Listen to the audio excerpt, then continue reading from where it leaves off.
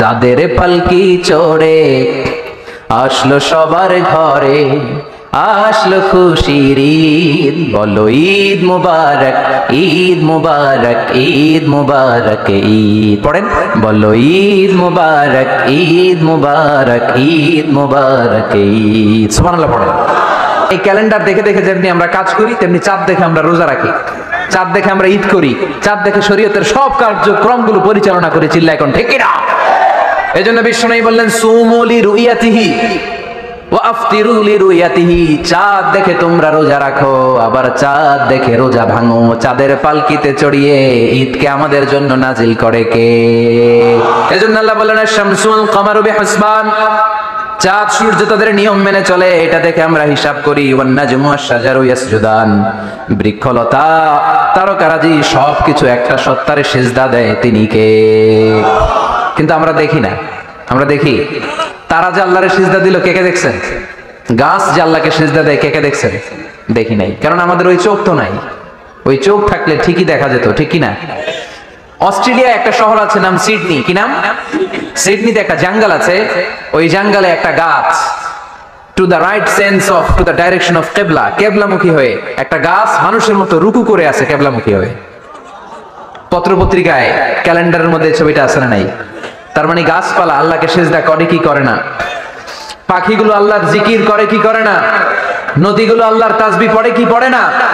ওয়া ইম মিন শাইইন ইল্লা ইউসাব্বিহু বিহামদিহি ওয়ালাকিন লা তাফকাহুনা তাসবিহাহুম, আল্লাহ বললেন গোটা দুনিয়ায় যা তোমরা দেখতে পাও সবকিছু জিকির করে একজনের, তিনি কে? ওয়ালাকিন লা তাফকাহুনা তাসবিহাহুম, কিন্তু এই তাসবিহর ভাষা তোমরা বোঝো না। প্রত্যেকটা প্রাণীর জিকিরের আলাদা ভাষা আছে না নাই? পাখিরা যায় উড়ে যায় আকাশের ওই নীলিমায়, নদীরা যায় ছুটে যায় সাগরের ওই মোহনায়, পাখ পাখালি আর সাগর নদী, পাখ পাখালি আর সাগর নদী কার গুণগান গায়। আল্লাহু আল্লাহ, আল্লাহু আল্লাহ, আল্লাহর গুণগান গায়। সবাই পড়ে আল্লাহু আল্লাহ, আল্লাহু আল্লাহ, আল্লাহর গুণগান গায়। চিল্লায় পড়েন আল্লাহু আকবার। তাহলে মহাবিশ্বে যা দেখা যায় সবগুলো জিকির করে একজনের, তিনি কে? সবকিছু সিজদা করে একজনকে, তিনি কে? এই সিজদার জন্য কিয়ামতের দিন আল্লাহ আমাদেরকে আদেশ দিবে, বলবেন সিজদা দে, সিজদা দিয়ে আমারে দেখা। আপনারা ওঠা বসা শুরু করলেন কেন? আসরের সালাত আমরা পড়বো না? 4টায় আজান হবে, তো এখনো তো আমার ঘড়িতে 10 মিনিট বাকি, উঠলেন কেন? হ্যাঁ, বিশৃঙ্খলায় খুব শ্রেষ্ঠ আপনারা। বসেন বসেন, 4:45 না? আজকের এই প্রোগ্রামের জন্য 4টায় দেওয়া হবে, আমাকে বলা হবে। জি ইনশাআল্লাহ, আর 10 মিনিট বসেন। তো এই জন্য কিয়ামতের দিন আল্লাহ তাআলা আমাদেরকে আদেশ করবেন সিজদা দাও। ইয়াউমা ইউকশাফু আন সাকি ওয়া ইউদআউনা ইলা সুজুদি ফালা ইস্তাতিউন, বলবে সিজদা দাও। আমরা যারা সিজদা দিয়েছি আমরা আল্লাহু আকবার বলে সিজদা দিয়ে আল্লাহর দেখায় দেব, কোন সুবহানাল্লাহ। কিন্তু দুনিয়ায় যারা সিজদা দেয় নাই, মসজিদে যায় নাই, সিজদাকারীদের সাথে আন্দোলনে শরীক হয় নাই, তাদের পিঠটারে লোহার পিঠের মতো বানিয়ে দিবে কে? তারা চাইলেও পিঠটারে বাঁকা করতে পারবে? এজন্য আল্লাহ বললেন ওয়ান নাজমু ওয়াশ-শাজারু ইয়াসজুদান, তারকারাজি বৃক্ষরাজি একজন সত্তারে সিজদা করে, তিনি কে? এরপর আল্লাহ নিয়ামতের বর্ণনা দিলেন, তোমাদেরকে আমি ফল ফলাদি দিয়েছি, তোমাদেরকে আমি মিঠা নদীর পানি দিয়েছি, লোনা পানি দিয়েছি, মারাজাল বাহরাইন ইয়ালতাকিয়ান বাইনাহুমা বারযাখুল লা ইয়াবগিয়ান, একদিকে লোনা পানি একদিকে মিঠা পানি বয়ে যায়, লা ইয়াবগিয়ান মিশে না, মাঝখানে অদৃশ্য দেয়ালটা তৈরি করলো কে? এই দৃশ্য আপনারা দেখছেন? দেখেন নাই? কেউ দেখেন নাই? কোথায় দেখছেন? ভিডিওতে। বাংলাদেশের অনেক জায়গায় আছে লোনা পানি আর মিঠা পানি মিশানো, একটা কালো ঘোলা আর একটা একেবারে ক্রিস্টাল ক্লিয়ার। আমি মিশরে দেখেছি নীল নদের পানি আর লোহিত সাগরের পানি মিশানা, একটার পানি ঠান্ডা আর একটা গরম, একটা ডেনসিটি হাই আর একটা ডেনসিটি লো, একটা লবণ বেশি আর একটা লবণ নাই, তাই একটার সাথে আরেকটা মিশে না। এদিক দিয়ে পানির মতো জিনিস বয়ে যায়, একটা কালো গোলা আর একটা সাদা, মাঝখানে অদৃশ্য দেয়াল দিয়ে রেখেছে কে? আরো জোরে বলতে হবে, তিনি কে?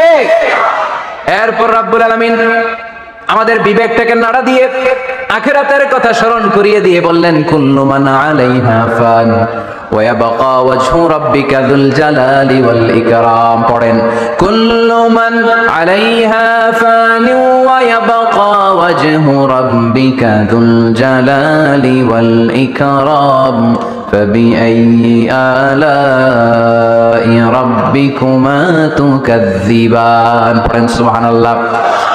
আল্লাহ বললেন মহাবিশ্বে যা দেখতে পাও সব শেষ হয়ে যাবে, যা দেখা যায় সব ধ্বংস হয়ে যাবে একজন সত্তা ছাড়া। চিল্লায় বলেন তিনি কে? আমরা চিরকাল থাকার জন্য পৃথিবীতে আসছি না?